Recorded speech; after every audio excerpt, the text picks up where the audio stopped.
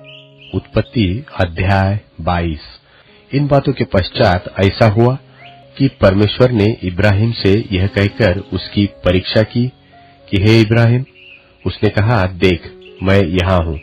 उसने कहा, अपने पुत्र को अर्थात अपने इकलौते पुत्र इसहाक को, जिससे तू प्रेम रखता है, संग लेकर मोरियाह देश में चला जा और वहां उसको एक पहाड़ के ऊपर, जो मैं तुझे बताऊंगा, होमबलि करके चढ़ा। सो इब्राहिम बिहान को तड़के उठा और अपने गड्ढे पर काठी कसकर अपने 2 सेवक और अपने पुत्र इसहाक को संग लिया और होमबलि के लिए लकड़ी चीर ली। तब कूच करके उस स्थान की ओर चला जिसकी चर्चा परमेश्वर ने उससे की थी। तीसरे दिन इब्राहिम ने आंखें उठाकर उस स्थान को दूर से देखा और उसने अपने सेवकों से कहा, गड्ढे के पास यही ठहरे रहो और यह लड़का और मैं वहां तक जाकर और दंडवत करके फिर तुम्हारे पास लौट आऊंगा। सो इब्राहिम ने होमबलि की लकड़ी लेकर अपने पुत्र इसहाक पर ला दी और आग और छुरी को अपने हाथ में लिया और वे दोनों एक साथ चल पड़े। इसहाक ने अपने पिता इब्राहिम से कहा, हे मेरे पिता। उसने कहा, हे मेरे पुत्र, क्या बात है? उसने कहा, देख आग और लकड़ी तो है, पर होमबलि के लिए भेड़ कहाँ है? इब्राहिम ने कहा, हे मेरे पुत्र, परमेश्वर होमबलि की भेड़ का उपाय आप ही करेगा। सो वे दोनों संग संग आगे चलते गए और वे उस स्थान को जिसे परमेश्वर ने उसको बताया था पहुंचे। तब इब्राहिम ने वहां वेदी बनाकर लकड़ी को चुन चुन कर रखा और अपने पुत्र इसहाक को बांध के वेदी पर की लकड़ी के ऊपर रख दिया और इब्राहिम ने हाथ बढ़ाकर छुरी को ले लिया कि अपने पुत्र को बलि करे। तब यहोवा के दूत ने स्वर्ग से उसको पुकार के कहा, हे इब्राहिम, हे इब्राहिम।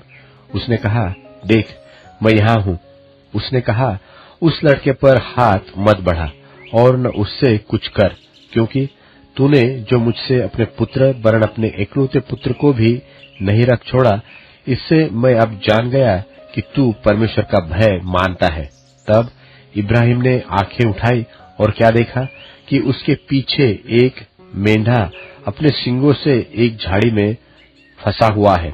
सो इब्राहिम ने जाके उस मेंढे को ले लिया और अपने पुत्र की संति होमबलि करके चढ़ाया और इब्राहिम ने उस स्थान का नाम यहोवा ईरे रखा। इसके अनुसार आज तक भी कहा जाता है कि यहोवा के पहाड़ पर उपाय किया जाएगा। फिर यहोवा के दूत ने दूसरी बार स्वर्ग से इब्राहिम को पुकार के कहा, यहोवा की यह वाणी है कि मैं अपनी ही यह शपथ खाता हूँ कि तूने जो यह काम किया है कि अपने पुत्र वरन अपने इकलौते पुत्र को भी नहीं छोड़ रखा, इस कारण मैं निश्चय तुझे आशीष दूंगा और निश्चय तेरे वंश को आकाश के तारागण और समुद्र के तीर की बालू के किनकों के समान अनगिनत करूंगा और तेरा वंश अपने शत्रुओं के नगरों का अधिकारी होगा और पृथ्वी की सारी जातियां अपने को तेरे वंश के कारण धन्य मानेगी, क्योंकि तूने मेरी बात मानी है। तब इब्राहिम अपने सेवकों के पास लौट आया और वे सब बेरशेबा को संग संग गए और इब्राहिम बेरशेबा में रहता रहा। इन बातों के पश्चात ऐसा हुआ कि इब्राहिम को यह संदेश मिला कि मिल्का के तेरे भाई नाहोर से संतान उत्पन्न हुए हैं। मिल्का के पुत्र तो ये हुए, अर्थात उसका जेठा ऊस और ऊस का भाई बूज और कमूएल, जो अराम का पिता हुआ। फिर केसेद, हजो, पिलदाश, इदलाप और बतूएल, इन 8 को मिल्का इब्राहिम के भाई नाहोर से जन्म दिया और बतूएल ने रिबका को जन्म दिया। फिर नाहोर के रूमा नाम एक रखीली भी थी, जिससे तेबह, गहम, तहश और माका उत्पन्न हुए।